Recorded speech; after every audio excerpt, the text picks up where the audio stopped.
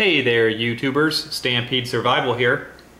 This is actually going to be the first video in a series of 5 videos that I'm putting out, all focused on Altoids containers. And I just wanted to share with you guys a way to compartmentalize your gear. And in each of these videos I'm going to show you a different kit that you can put together. This first one is a fire kit, but I also have a first aid kit, a fishing kit, a light kit, and also an Altoids stove. And so please check out my channel to see those videos as well. But I just wanted to go ahead and show you what's inside this one. On the outside of it I have just a piece of inner tube, just keeping it sealed. And since this is a fire kit, rubber burns really well, so you could use this to help get a fire started, and also for signaling because it will produce a black smoke. So get that on the outside. You can see I've got it labeled there, fire kit. And on the inside, I've got quite a bit of stuff in here.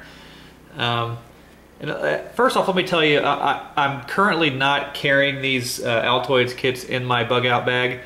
These are just examples of ways that you can use these tins to put some little kits together. I may start carrying these because the more that I'm doing this, the more fun I'm having and the more sense it's making to me as a convenient way to organize my gear. But anyways, let me show what's inside here. Up here in the lid, I have placed 6 alcohol prep pads. And these things are 70% alcohol. So these things take a spark really well, and they really help you to get a fire started. Also inside here, I have some jute twine. And there's about 3 feet of this wrapped up here. And all you really need is about an inch or 2. And then you just cut off an inch or 2 and fluff it all up into a little fuzz ball, and that takes a spark really well, and that'll really help get your fire started. So with 3 feet you can get several fires out of this. Also in here is have your standard everyday mini Bic lighter. You can get tons of fires going with one of these. I highly recommend most people carry some form of a lighter because it's the easiest way to get a fire going. Also in here I have a Light My Fire fire steel. These things are great. They work when they're wet, good for thousands of strikes. But that little spark right there would have lit up this jute twine or the alcohol pad, so it works really well. Good thing to keep in a fire kit. Also in here, the Vaseline soaked cotton balls, which I have a video on this as well. This stuff is outstanding tender, and I just have 2 cotton balls in here. But you only need like a quarter of one of each one to get a fire going, unless it's damp conditions, and you may have to use a whole one. And then also I have 2 of the Trick birthday candles, which I've carried in a lot of kits. These things are great because they're very hard to extinguish. Once you light them, you can dip it in water, lift it back up, and it'll reignite. You can blow on it, it'll reignite as well. So I would actually save these for if it was like a rainy conditions or high wind area. That way it'll help preserve the lighter fluid, and it'll just help you keep that fire going.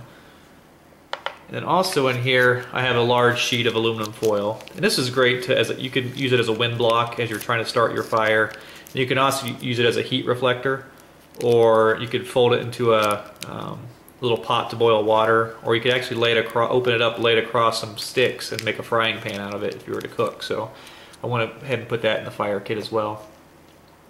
And that's it. Well, also you could actually use a container too for boiling water, which is great with these Altoids tins because it's a solid piece down here, which is great. But anyway, that is this fire kit that I put together, and like I said, I'm not currently carrying it. This is just an example of what you could put in a kit. Some people prefer storm matches or just their fire steels, or they prefer dryer lint or whatever they like to use for their tinder, and all of them are great. These are just the things that I would probably put in this.